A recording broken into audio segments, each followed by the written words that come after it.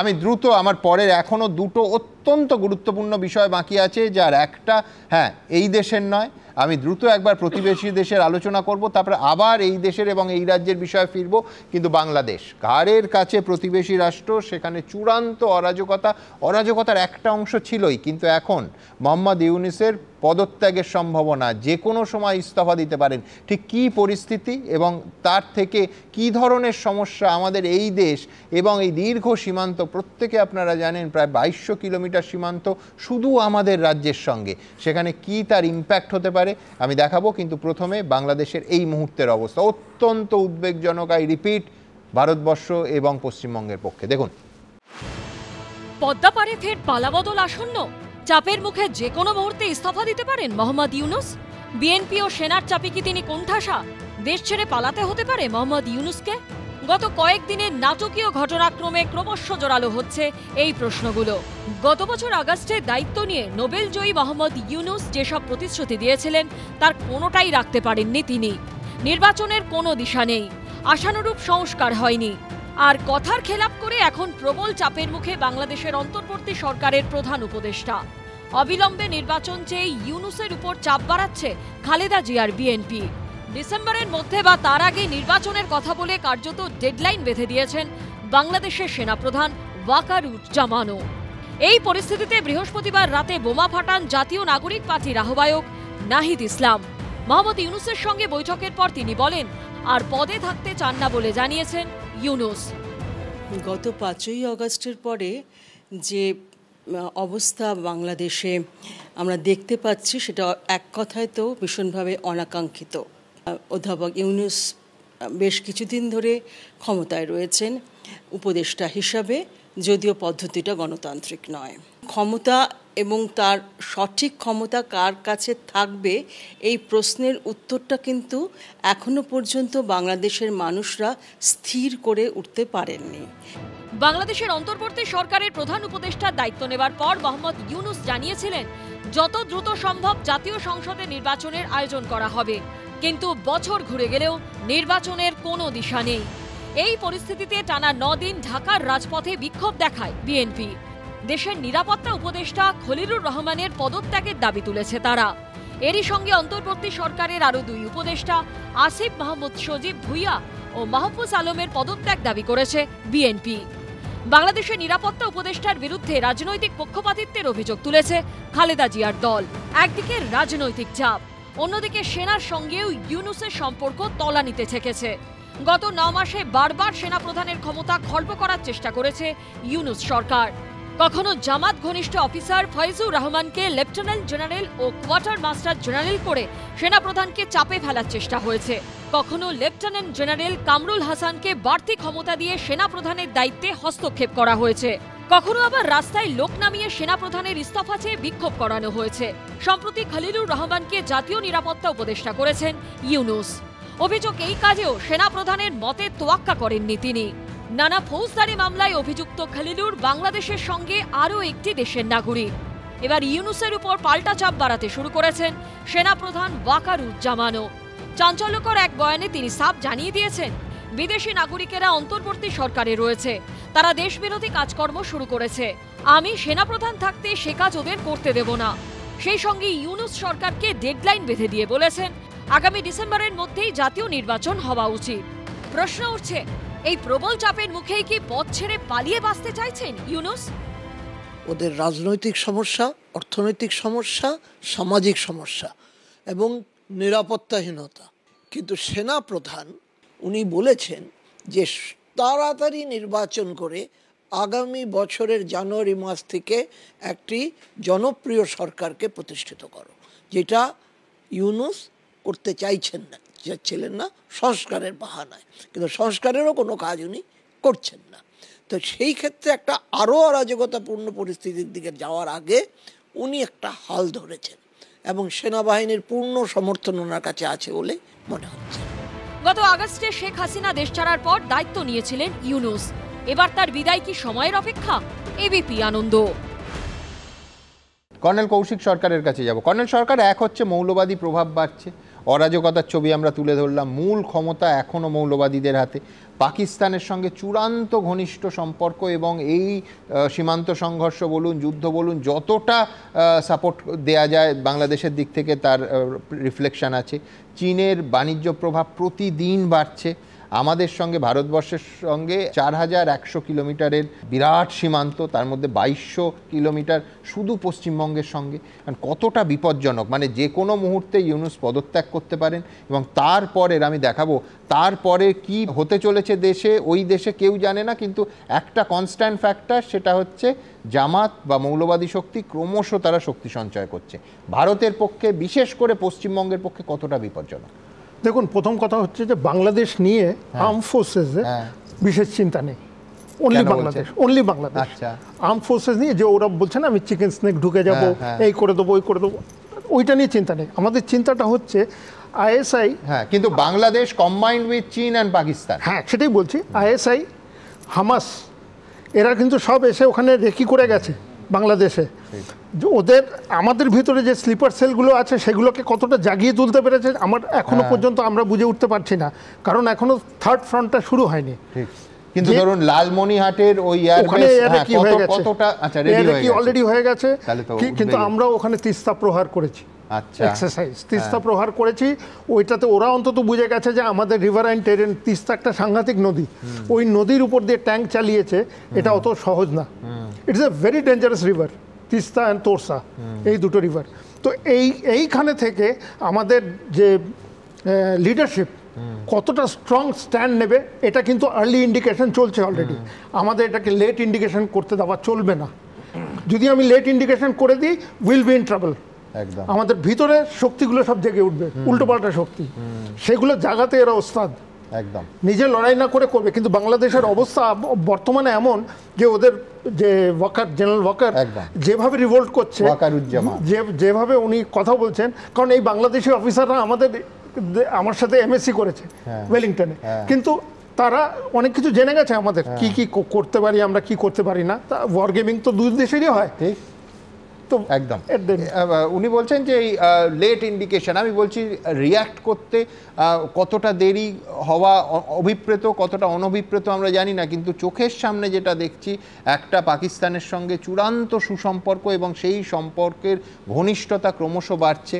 Chicken স্নেকের দিকে সরাসরি ইঙ্গিত মোহাম্মদ ইউনূস, তিনি চেয়ারে বসার সময় অবধি সেই ইঙ্গিত করেছেন। চীনকে সরাসরি আহ্বান, আমেরিকার নৌসেনা ঘাঁটির জন্য দেশের মাটিকে ব্যবহার করার অনুমতি, এই সবগুলো যদি মেলান তাহলে নিঃসন্দেহে প্রতিবেশী দেশের এই অরাজকতা ভারতবর্ষ এবং বিশেষ করে পশ্চিমবঙ্গের পক্ষে মারাত্মক হতে পারে। পরে প্রতিবেদন।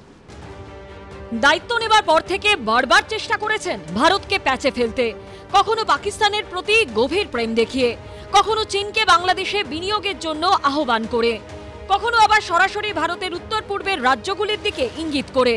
কিন্তু ভারতকে অস্থির করতে গিয়ে এখন নিজের দেশেই প্রবল চাপের মুখে বাংলাদেশের অন্তর্বর্তী সরকারের প্রধান মোহাম্মদ ইউনূস। তিনি ক্ষমতায় আসার পর থেকেই কট্টরপন্থীদের রমরমা শুরু হয় বাংলাদেশে, হিন্দুদের উপর আক্রমণ শুরু হয়, সন্ত্রাসবাদী কার্যকলাপে জড়িতরাও জেল থেকে মুক্তি পেতে শুরু করে। 1971 সালের পর প্রথমবার ইউনূসের আমলেই বাংলাদেশে ঢোকে পাকিস্তানের পণ্যবাহী জাহাজ। ইউনূস প্রশাসন এই সিদ্ধান্তও নেয় যে পাকিস্তান থেকে আসা কন্টেনারগুলি তল্লাশি করার কোনো দরকার নেই। ভারতকে চাপে ফেলতে পাকিস্তানের সঙ্গে কূটনৈতিক ও বাণিজ্যিক সম্পর্ক বাড়াতে শুরু করেন মোহাম্মদ ইউনূস। ডিসেম্বরে পাক প্রধানমন্ত্রী শাহবাজ শরীফের সঙ্গে বৈঠক করেন মোহাম্মদ ইউনূস। যে পাকিস্তানের হাত থেকে মুক্তি পেতে ভারত পূর্ব পাকিস্তানকে সাহায্য করেছিল, ইউনূসের আমলে সেই বাংলাদেশি ভারতের সঙ্গে বৈরিতা বাড়িয়ে পাকিস্তানকে কাছে টেনে নিতে শুরু করে। ইউনূস বরাবরই ভারত বিদ্বেষী। আপনারা যদি ওনার অটোবায়োগ্রাফি পড়েন, উনি 71-এর যুদ্ধের যে বিবরণ দিয়েছেন, উনি সমস্ত কিছু লিখেছেন।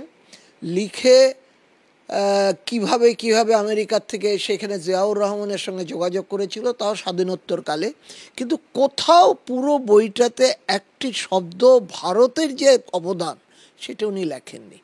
যা বলছেন সেটা পাকিস্তান এবং চীনের ইঙ্গিতে বলছেন। ইউনূসের আমলেই বারবার কট্টরপন্থীরা শিলিগুড়ি করিডোর ও ভারতের 7 সিস্টার্সের দিকে নজর দিতে শুরু করে। আমরা সেভেন সিস্টারকে বলে দেবো, চায়নাকে বলে দেব, চিকেন নেক বন্ধ করে দাও, সেভেন সিস্টারকে স্বাধীনতার আন্দোলনে ঝাঁপিয়ে পড়তে বলো। কাশ্মীরকে বলবো তোমরা স্বাধীনতার জন্য তৈরি হও। पाकिस्तान अफगानिस्तान से मैं कहता हूं कि तुम कश्मीर के साथ मदद करो, कश्मीर के आजादी के लिए काम करो। সম্প্রতি চীন সফরে গিয়ে খোদ মোহাম্মদ ইউনুস উদ্দেশ্য প্রণোদিতভাবে ভারতের সেভেন সিস্টার অর্থাৎ উত্তর পূর্বের 7 রাজ্যের প্রসঙ্গ তোলেন। বলেন ভারতের উত্তর পূর্বের রাজ্যগুলিকে সেভেন সিস্টার বলা হয়, এগুলি স্থল বেষ্টিত, আমাদের সঙ্গে সমুদ্রের যোগ আছে, চাইলে চিন্তা ব্যবহার করে তাদের অর্থনীতিকে আরো সম্প্রসারিত করতে পারে। ভারতকে চাপে ফেলতে তার নজর যে সেভেন সিস্টার্সের দিকে তা ফের বুঝিয়ে দেন ইউনুস। নেপালের কথা বললাম, ভুটানের কথা বললাম, সেভেন সিস্টার্সের কথা বললাম, সবার জন্য হৃৎপিণ্ড একটাই, নেপালের জন্য হৃৎপিণ্ডই নেই, কাজে আমাদের হৃৎপিণ্ড দিয়ে তাকে জ্বালতে হবে। আমরা তাকে সেই সংযুক্ত করতে চাই, এটা আমাদেরও লাভ, তাদেরও লাভ, আমাদেরও লাভ। এটা এমন নয় যে তাদের মেহেরবানি করি, মেহেরবানির বিষয় না। এই হৃৎপিণ্ড যদি সংযুক্ত হয় সেও লাভবান হবে, আমরাও লাভবান। সেভেন সিস্টার যদি এটার সঙ্গে সংযুক্ত হয় তারা লাভবান হবে, আমরাও লাভবান হবে। ভারত পাকিস্তান সংঘর্ষ শুরু হবার ঠিক আগে বাংলাদেশের অবসরপ্রাপ্ত major general ALM Fazlur Rahman বলেছিলেন, ভারত পাকিস্তান আক্রমণ করলে বাংলাদেশের উচিত হবে উত্তর পূর্ব ভারতের 7 রাজ্য দখল করে নেওয়া। এ ব্যাপারে চীনের সাথে যৌথ সামরিক ব্যবস্থা নিয়ে আলোচনা শুরু করা প্রয়োজন বলে মনে করি। অর্থাৎ সাম্প্রতিককালে ইউনুস নিজে কিংবা তার ঘনিষ্ঠদের এহেন ভারত বিরোধিতা বারবার সামনে এসেছে। কৃষ্ণেন্দু অধিকারী ও সৌমিত্র রায়ের রিপোর্ট, ABP আনন্দ। কর্নেল সরকার ওয়াকারুজ্জামান বাংলাদেশের সেনাপ্রধান তার কথা বলছেন। তিনি বলছেন যে এই অন্তর্বর্তী সরকারের মধ্যে বিদেশিরা ঢুকে বসে আছে, দেশ বিরোধী কাজ শুরু করেছে বলে একটি খারাপ গালাগালি দিয়ে যে শব্দ মোটামুটি আমার তাড়া করে বেড়াচ্ছে, সে শব্দটা আর বলতে চাই না, যে অমুকগুলোকে আইডেন্টিফাই করতে হবে। আমি বলছি রাজাগোপাল বাবুর কাছে যাব, যে এক হচ্ছে দেখুন দুটো দেশ পাকিস্তান বাংলাদেশ কমপ্লিটলি প্রায় নিয়ন্ত্রণ সেনাবাহিনীর হাতে চলে গেছে। এক ভারতের পক্ষে, ভারতের মতো গণতান্ত্রিক দেশের পক্ষে কতটা মারাত্মক হতে পারে এবং ভারতের কি স্ট্র্যাটেজি হতে পারে? হ্যাঁ দেখুন, একটু একটু বলে দিই যে খুব সুন্দরভাবে ইউনুস কিন্তু পাকিস্তান এবং চায়নাকে নিয়ে চলছিলেন। যখন দেখা গেল যে ভারতের সঙ্গে আমেরিকার সম্পর্ক খুব ভালো, ও দেখলো যে সেটা কী করে নিউট্রালাইজ করা যায়। ও ইলন মাস্ককে নিয়ে গেলো যে ওখানে তুমি ব্যবসা করো, সেই থ্রুতে স্টারলিংকে ব্যবসা করার সুযোগ দিয়ে। এরপরে কিন্তু যেটা করলো যে শেখ হাসিনা সেন্ট মার্টিন দিতে চায়নি, ও কিন্তু একটা করিডর মানে চিটাগং রাখাইন করিডর ব্যবস্থা করার কথা বলছে। এবং সেটার যে যিনি প্রবক্তা খালিলুর রহমান, তাকে ন্যাশনাল সিকিউরিটি অ্যাডভাইজার করে নিয়েছে, আমেরিকান সিটিজেন, বারবার সে আমেরিকায় যায়। এবং এইটাই কিন্তু ওর কাজ হয়ে গিয়ে দাঁড়ালো। কেন খালিলুরের দেখা যাচ্ছে তার সঙ্গে আর্মির কিন্তু আর্মির সঙ্গে কথা না বলে এগুলো করছে। আর্মি মোটামুটি মনে করছে যে এই বৃহৎ এই সেনাপ্রধানই শেখ হাসিনাকে চপারে পাঠিয়ে ভারতে পাঠিয়েছে। এরাই শেখ হাসিনার লোক। শেখ হাসিনা 15 বছর শাসন করেছে, সমস্ত আর্মির লোক, নিজের পুলিশের লোক, নিজের, যাই হোক, যার ফলে উনি পালাতে পেরেছিলেন। এখন ব্যাপারটা হচ্ছে যে ইউনুস এদেরকে চটায়নি, কেন মৌলবাদীদের শক্তিকে ভর করে উনি ভেবেছিলেন এগিয়ে চলবো। কিন্তু এই বিপদ হলো যে এই বৃহৎ শক্তি শেখ হাসিনা যেভাবে আমেরিকার মানে বাংলাদেশে প্রবেশ করার ব্যাপারটাকে আটকেছিলেন যথেষ্ট শক্তির পরিচয় দিয়ে, সেটাই কিন্তু ইউনুস কিন্তু বরবাদ করার চেষ্টা করছে এই করিডোরের, চট্টগ্রাম রাখাইন করিডোরের মাধ্যম দিয়ে। তার ফলে আর্মি কিন্তু রেগে উঠেছে, সমস্ত প্রধানকে ডেকে নিয়ে এসে একসঙ্গে মিটিং করে জানিয়ে দিয়েছে আর্মির শক্তিটা কতটা। এবং তার ফলে যেটা হওয়ার সম্ভাবনা আছে যে আর্মি কিন্তু এই মুহূর্তে সম্পূর্ণভাবে ইউনুসের সঙ্গে নেই, অনেকটাই বেরিয়েই আছে। এবং আর্মি অভ্যুত্থান যেটা ইউনুস যেহেতু সে পাকিস্তানের ট্রেন্ড নয়, তার সে বাংলাদেশের স্বাধীন নিরপেক্ষ গণতান্ত্রিক সংবিধানের প্রতি তার দায়বদ্ধ, অনেকটা তাদের ট্রেনিং কিছুটা ভারতও করেছে। এই জায়গায় দাঁড়িয়ে তাদের কিন্তু যে লয়ালটি টু দ্য কনস্টিটিউশন, বুঝেছে, তার ফলে তারা প্রথমে সে কিন্তু তার অ্যাম্বিশন দেখায়নি যে সে দেশের রাষ্ট্রপ্রধান হবে। কিন্তু এই মুহূর্তে হতে পারে, এই মুহূর্তে কিন্তু আর কোনো বিকল্প নেই। আর্মি কিন্তু সেই জায়গায় দখল নেবে এবং আর্মির যে ভূমিকাটা পরিষ্কার দেখা যাচ্ছে সে কিন্তু কোনো বিদেশি রাষ্ট্রশক্তির সঙ্গে নেই।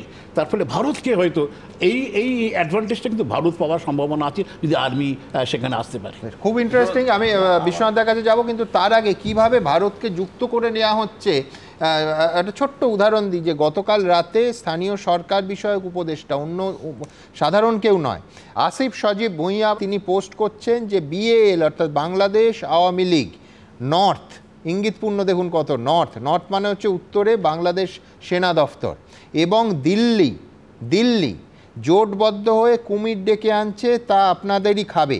এখানেও দেখুন ওই যে রয়ের ভূত বলে না, ভারতের ছায়া দেখছে বাংলাদেশ, এবং ভারতকে কোনো ইনভলভমেন্ট ছাড়া কার্যত খলনায়ক বানানো হচ্ছে, অন্য কেউ নয়, ইউনূসের উপদেষ্টা। আমি বিশ্বনাথদার কাছে আসবো, ইউনূসের পদত্যাগের সম্ভাবনা কোন দিকে যাচ্ছে, কিসের ইঙ্গিত? সুমনদা, ইউনূস বাংলাদেশ আর্মির অভ্যুত্থানেই ইউনূসের পতনের সম্ভাবনা প্রবল, আর যদি সেটা না হয় একেবারে হাসিনার কায়দায় জনরোষের মধ্য দিয়েই কিন্তু ইউনূসের বিদায় নিবে, এবং সেটা কিন্তু বাইরের দেশে গিয়ে আশ্রয় নেওয়ার সুযোগ পাবে না। আমি আপনাকে পরিষ্কার বলছি, ভারতের দুটো রাস্তা, একটা হলো সরাসরি আর্মির সাথে সখ্যতা বাড়িয়ে অভ্যুত্থান ঘটিয়ে ইউনূসকে এলিমিনেট করা। এই কারণে এলিমিনেট করা দরকার, কারণ যে জঙ্গি সংগঠনকে সঙ্গে নিয়ে মানে ইউনূস সরকার চলছে, ইসলামিক আন্তর্জাতিক জঙ্গি সংগঠন, তাদের সাথে পাকিস্তানের সম্পর্ক আছে, মানে তারাই আন্তর্জাতিক ক্ষেত্রে কিন্তু আমাদের প্রধান শত্রু এই মুহূর্তে। ফলে মানে 1 মিনিট মানে রাখার সুযোগ নেই মানে ইউনূস সরকারকে এলিমিনেট করা আমাদের প্রধান দায়িত্ব কর্তব্যের মধ্যে, এবং তার জন্য যদি বাংলাদেশের আর্মির সাথে আমাদের সখ্যতা বাড়াতে হয় টেম্পোরারি পিরিয়ডের জন্য, সেটা করতে হবে। খ হলো যে পরিষ্কার যে আমরা বিএনপির সাথে মানে দূরত্ব বজায় রেখেছি, অন্যায়ভাবে বজায় রেখেছি আমি মনে করি। আমরা সিঙ্গেল উইন্ডো চালিয়েছিলাম, আওয়ামী লীগ কেন্দ্রিক আমাদের বিদেশ নীতি ছিল।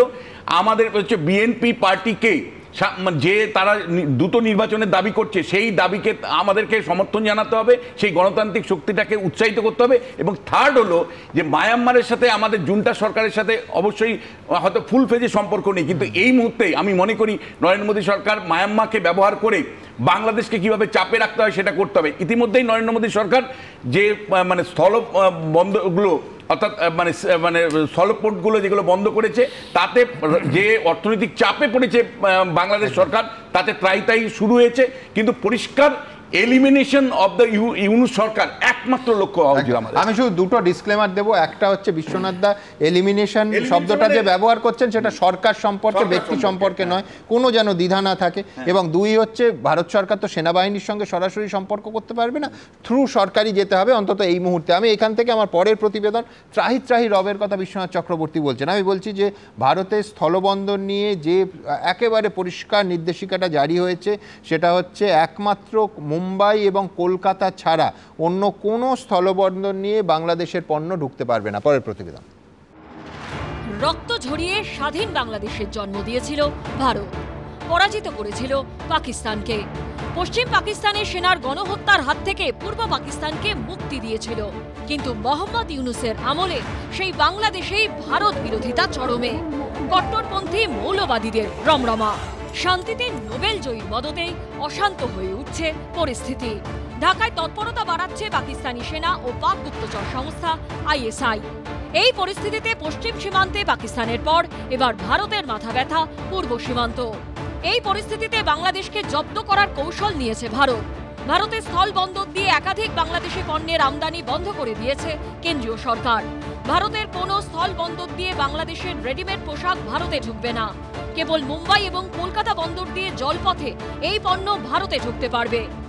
ফলে স্বাদযুক্ত কার্বনেটেড পানীয়, কেক, চিপস বা স্ন্যাক্স, তুলো, সুতো, প্লাস্টিকের পণ্য এবং কাঠের আসবাবপত্র অসম, মেঘালয়, ত্রিপুরা বা মিজোরামের কোনো স্থল বন্দর দিয়ে ভারতে ঢুকতে পারবে না। পশ্চিমবঙ্গের চ্যাংরাবান্ধা ও ফুলবাড়ি দিয়েও এই পণ্য ঢুকতে দেওয়া হবে না, যার জেরে সংকটে পড়েছেন বাংলাদেশের ব্যবসায়ীরা। সূত্রের খবর, এই পরিস্থিতিতে অন্তত 3 মাসের জন্য যেন বিধিনিষেধ স্থগিত করা হয়। ভারতের কাছে তার আর্জি করার জন্য মোহাম্মদ ইউনূস সরকারের কাছে দাবি জানিয়েছে বাংলাদেশের রেডিমেড পোশাক নির্মাতাদের সংগঠন BKMEA। যে সিদ্ধান্তগুলো ভারত সরকারকে নিতে হলো, বাধ্য হয়ে নিতে হয়েছে, তারা যে এতদিন ধরে তারা দেখেছেন এবং দেখতে দেখতে এমন একটা সীমায় গিয়েছে বিষয়টা যে এই মুহূর্তে তাদেরকেও বোঝানো দরকার যে প্রত্যেক কিছুরই একটা সীমানা থাকে। ভারত এতদিন ধরে তাদের বিভিন্ন কার্যকলাপ খুব শান্ত মনে দেখবার চেষ্টা করেছে। বাংলাদেশের বিরাট, তাদের তো গার্মেন্ট ইন্ডাস্ট্রি মূলত রপ্তানি ভিত্তিক, সেই রপ্তানির ক্ষেত্রে একটা বাধা হবে, একটা সমস্যা হবে। জলপাইগুড়ির ফুলবাড়ি স্থলবন্দরের মাধ্যমে বাংলাদেশ থেকে ভারতে দিনে প্রায় 40টি ট্রাক ঢুকত। তার মধ্যে বাংলাদেশ থেকে ভারতে আসত তুলো, কাপড়, আলু, বিস্কুট, জুস জাতীয় পণ্য। অন্যদিকে ভারত থেকে ওপারে যেত বোল্ডার। কিন্তু বিধিনিষেধের পর আমদানি রপ্তানিতে ভাটা পড়েছে। একই ছবি ধরা পড়েছে কোচবিহারের চ্যাংরাবান্ধা স্থলবন্দরেও। পড়শি রাজ্য ত্রিপুরা 6টি স্থলবন্দর, আগরতলা, শ্রীমন্তপুর, বহুরীঘাট, সাবরুম, মনুল্যান্ড কাস্টমস, রাঘনা দিয়ে এর আগে আমদানি রপ্তানি চলত ভারত বাংলাদেশে। নয়াদিল্লির কড়া পদক্ষেপের জেরে এই সমস্ত সীমান্তেও ব্যবসা বাণিজ্যে প্রভাব পড়েছে। সংকটে পড়েছে বাংলাদেশের ব্যবসায়ীরা। ভারতের উপর তারা অনেকটাই নির্ভরশীল এবং ভারত যদি সেই রকম অর্থনৈতিক চাপ দিতে আরম্ভ করে তাহলে বাংলাদেশের অর্থনীতির উপর গভীর প্রভাব পড়বে। এবং প্রভাব বলতে যেটা হবে সেটা হচ্ছে, প্রথম কথা হচ্ছে জিনিসের সরবরাহ কমে যাবে, মূল্যবৃদ্ধি হবে, ইনফ্লেশন, মুদ্রাস্ফীতি হবে এবং তার থেকে জানেন বাংলাদেশের যেরকম সামাজিক অবস্থা এখন আছে, সামাজিক অসন্তোষও তৈরি হবে। এর আগে আরও একটি কড়া পদক্ষেপ নিয়েছে ভারত। সিদ্ধান্ত নেওয়া হয়েছে তৃতীয় কোনো দেশে বাংলাদেশি পণ্য রপ্তানি করতে ব্যবহার করা যাবে না ভারতের কোনো বন্দর বা বিমানবন্দরের শুল্ক কেন্দ্র। অর্থাৎ বাংলাদেশকে কার্যত বাণিজ্য বয়কট করে ইউনুসের উপর চাপ তৈরি করছে নয়াদিল্লি। শিবাশিস মৌলিক ও কৃষ্ণেন্দু অধিকারীর রিপোর্ট, এবিপি আনন্দ। পরপর দুদিন সুপ্রিম কোর্টে দুটো রায়, 48 ঘন্টার মধ্যে দ্বিতীয়বার সুপ্রিম কোর্ট একেবারে স্পষ্ট করে দিল যে অযোগ্যদের পাশে ভারতবর্ষের সর্বোচ্চ আদালত নেই। কেন এই কথা বলছি? এক, যে প্রথম দিনে যারা র্যাঙ্ক জাম করেছে তাদের বিরুদ্ধে রায়, এবং দ্বিতীয় দিনে চিহ্নিত অযোগ্য যারা টেন্টেড হওয়ার কারণে তারা বেতন পাচ্ছে না। একেবারে স্পষ্ট ভাষায় দুটো আবেদন খারিজ হয়ে গেল এবং স্পষ্ট সুপ্রিম কোর্ট নির্দেশ দিলেন, এক, পরীক্ষায় বসার সুযোগ এরা পাবেন না, এবং দুই, বেতন পাওয়ার যে আবেদন তারা করেছিলেন তাও খারিজ হয়ে গেল। আমি প্রথমে প্রতিবেদন, তারপর বিক্রম বন্দ্যোপাধ্যায় আমার আইনজীবী অতিথি, তার কাছে যাব। প্রতিবেদন। চাকরি ফেরত চেয়ে আন্দোলনে নেমেছে যোগ্য শিক্ষক শিক্ষিকা অধিকার মঞ্চ 2016। তখনই সুপ্রিম কোর্টে গিয়ে জোড়া ধাক্কা খেলেন চিহ্নিত অযোগ্য চাকরিহারারা। খারিজ হয়ে গেল তাদের জোড়া আবেদন। সর্বোচ্চ আদালত শুক্রবার স্পষ্ট জানিয়ে দিল, যাদের ওএমআর শিটে কারচুপির অভিযোগ উঠেছে তারা নতুন নিয়োগ প্রক্রিয়ায় অংশ নিতে পারবেন না, আর এই চিহ্নিত অযোগ্যরা বেতনও পাবেন না। সুপ্রিম কোর্ট ওদের সমস্ত আবেদন খারিজ করে দিয়েছিল। ওরা একটা কৌশল নিয়েছিল যে একের পর এক এরকম দরখাস্ত করে বিভিন্ন দলকে দিয়ে সুপ্রিম কোর্টের রায়টাকে পাল্টে দেবে। সেই প্রচেষ্টাটা সুপ্রিম কোর্ট ধরে ফেলেছেন। সুপ্রিম কোর্ট বলেছেন, আমরা এইভাবে তোমাদের নতুন করে এই সমস্ত প্রশ্ন তুলে আমরা যা রায় দিয়েছি 3 তারিখে সবাইকে শোনার পর সেই রায় কোনো মতেই পরিবর্তন করব না। যা রায় দিয়েছি সেই রায় কার্যকর করতে হবে। দুর্নীতি করে কেউ চাকরিতে থাকতেও পারে না, দুর্নীতি করে তাদের চাকরি কখনো পরীক্ষায় বসতে দেওয়া উচিত নয়, এবং সেটাই সুপ্রিম কোর্ট করেছে। সুপ্রিম কোর্ট নির্দেশ দিয়েছিল, যে শিক্ষকরা অযোগ্য হিসেবে চিহ্নিত নন তাদের চাকরি 31শে ডিসেম্বর পর্যন্ত বহাল থাকবে। শুধুমাত্র তারাই বেতন পাবে বলেও জানিয়ে দেয় সর্বোচ্চ আদালত। এরপরই সুপ্রিম কোর্টের দ্বারস্থ হন নবম, দশম, একাদশ, দ্বাদশ শ্রেণীর চিহ্নিত অযোগ্য শিক্ষকদের একাংশ।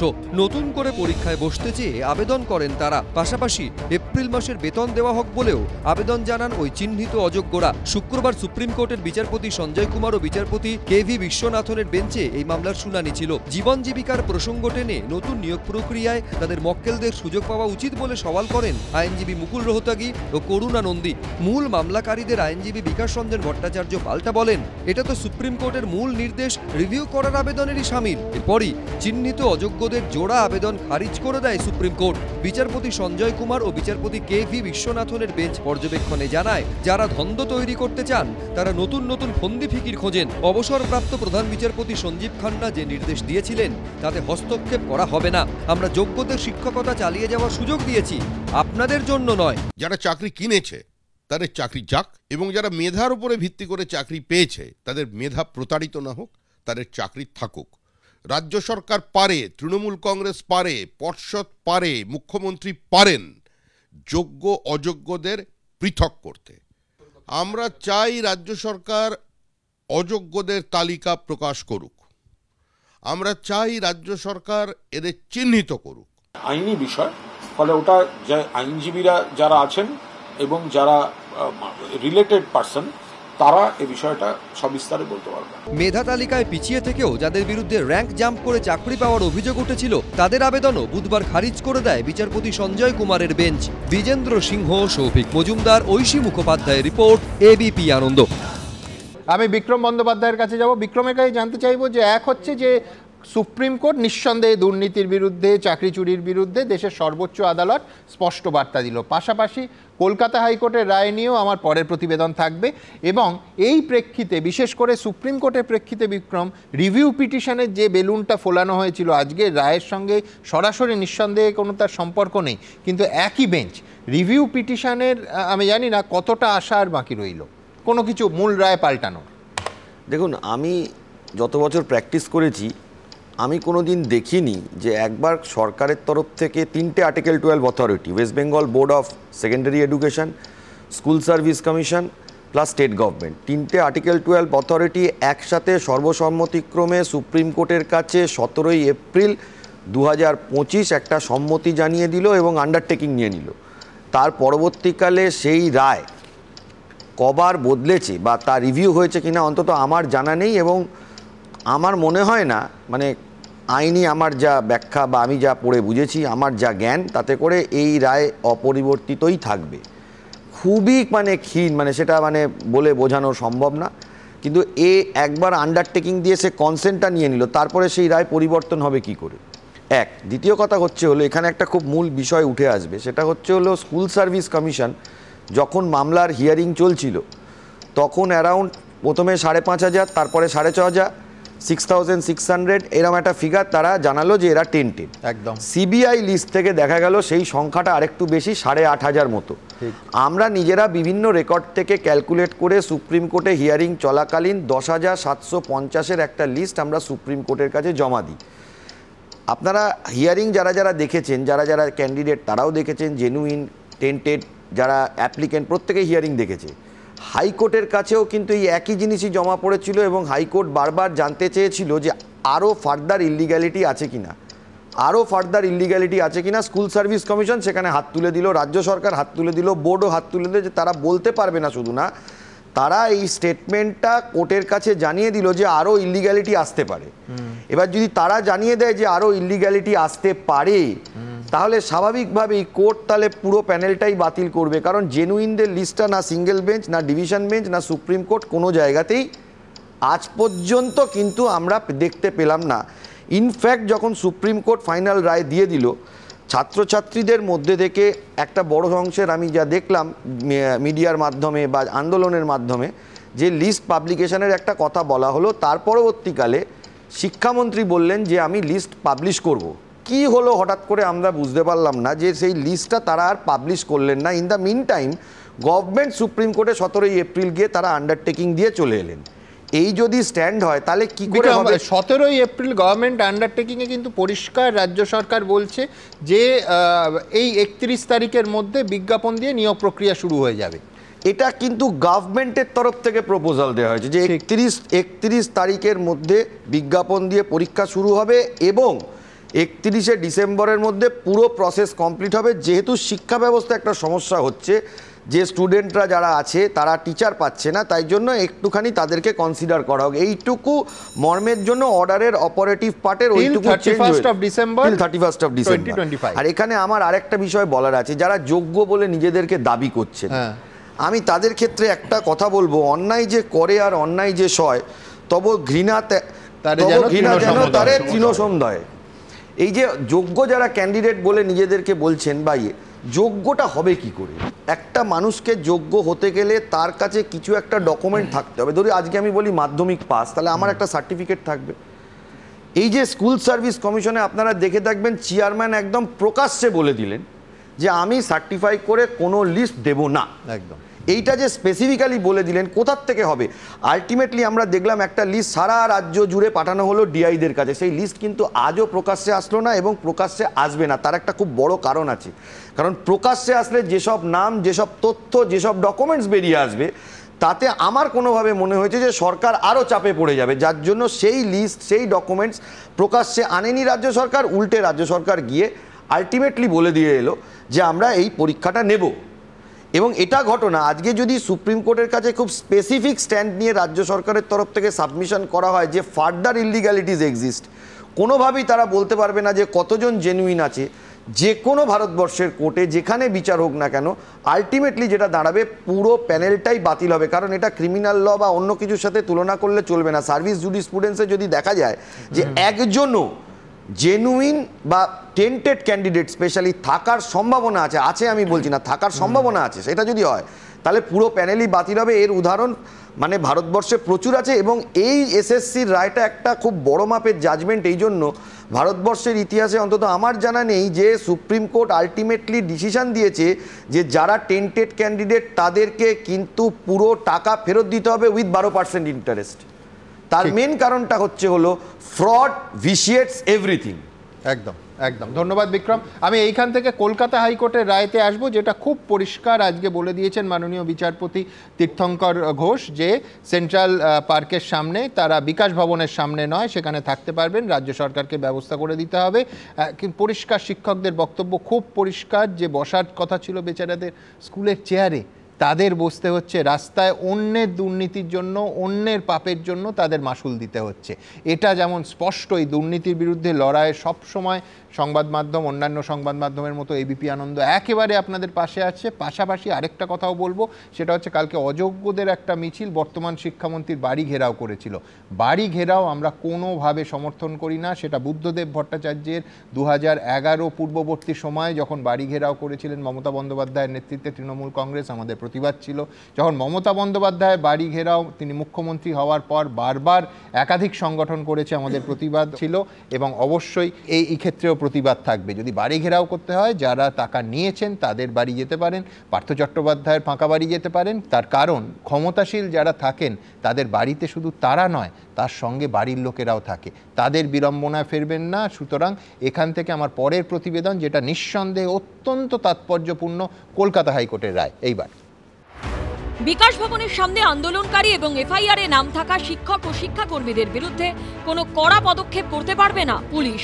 তদন্ত চলবে, পুলিশকে ধীরে চলো নীতি নিয়ে চলতে হবে। শুক্রবার এমনই নির্দেশ দিল কলকাতা হাইকোর্ট। পাশাপাশি বিকল্প জায়গা হিসেবে চাকরিহারাদের সেন্ট্রাল পার্কে কর্মসূচির প্রস্তাব দিলেন বিচারপতি তীর্থঙ্কর ঘোষ। পুলিশ যে গণভারে যে ব্যবস্থা নিতে পারবে না, এই সিদ্ধান্তটাকে আমরা স্বাগত জানাচ্ছি। আমরা কোনো বেআইনি কাজ করিনি।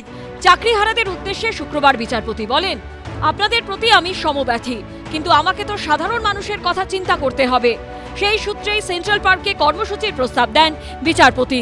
এটুকু প্রমাণ হচ্ছে যে আন্দোলনটা করাটা অনৈতিক কিছু না। গত 15ই মে বিকাশ ভবনের সামনে চাকরিহারা শিক্ষক শিক্ষাকর্মীদের অবস্থান বিক্ষোভ ঘিরে ধুন্ধুমার বাঁধে। পুলিশের বিরুদ্ধে অতি সক্রিয়তা ও মিথ্যে মামলার অভিযোগ তুলে হাইকোর্টের দ্বারস্থ হন সংগ্রামী যৌথ মঞ্চের শিক্ষক নেতা ইন্দ্রজিৎ মণ্ডল ও চাকরিহারা শিক্ষাকর্মী সুদীপ কোনার। শুক্রবার ছিল এই মামলারই শুনানি। এদিন রাজ্য সরকারের আইনজীবী আদালতে বলেন, এই মামলাকারীরা যেন বিধাননগরে ঢুকতে না পারে, আর যেন কোনো রাজনৈতিক ব্যক্তি ঢুকতে না পারে। তখন মামলাকারীর আইনজীবী বলেন, ওখানে কোনো বহিরাগত নেই, কোনো রাজনৈতিক ব্যক্তিকে আমরা ডাকিনি, কেউ আসলে আমরা কি করব? তখন বিচারপতি বলেন, আপনাদের প্রতি সবাই সমব্যথী, আইন শৃঙ্খলার অবনতি যেন না হয় সেটা খেয়াল রাখুন, এমন ব্যবহার করুন যাতে শিক্ষকদের সম্মান থাকে। পাশাপাশি বিচারপতি বলেন, যোগ্য শিক্ষক শিক্ষিকা অধিকার মঞ্চ 2016 সদস্যরা সেন্ট্রাল পার্কে সুইমিং পুল লাগোয়া অঞ্চলে অবস্থান বিক্ষোভ করতে পারবেন। আদালতের নির্দেশ, পর্যায়ভিত্তিকভাবে 200 জন ব্যক্তি কর্মসূচিতে থাকতে পারবেন। মঞ্চের তরফ থেকে 10 জনের নাম পুলিশকে দিতে হবে। বিচারপতি আরও বলেন, সম্ভব হলে প্রশাসন অস্থায়ী তাঁবু বানিয়ে দেবে, বায়ো টয়লেট, পানীয় জলের ব্যবস্থা করে দেবে।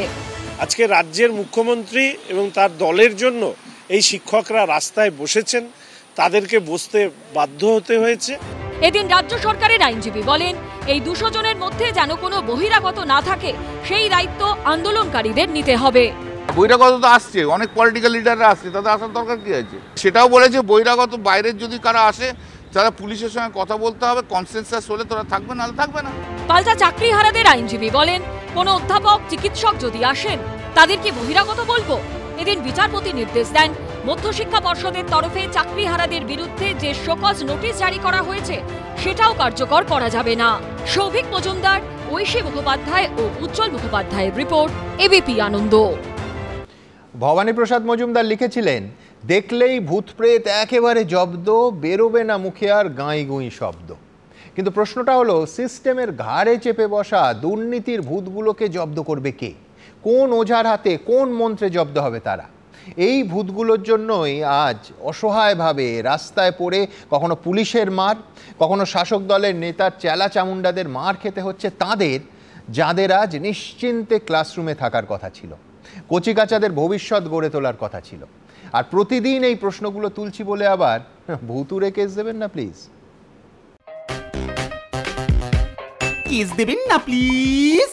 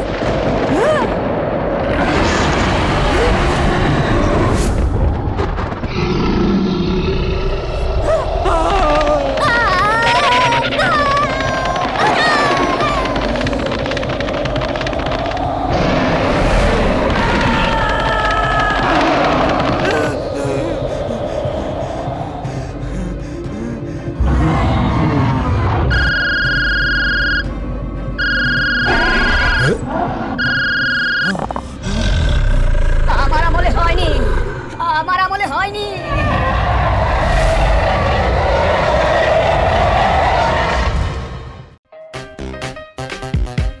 কেস দেবেন না প্লিজ।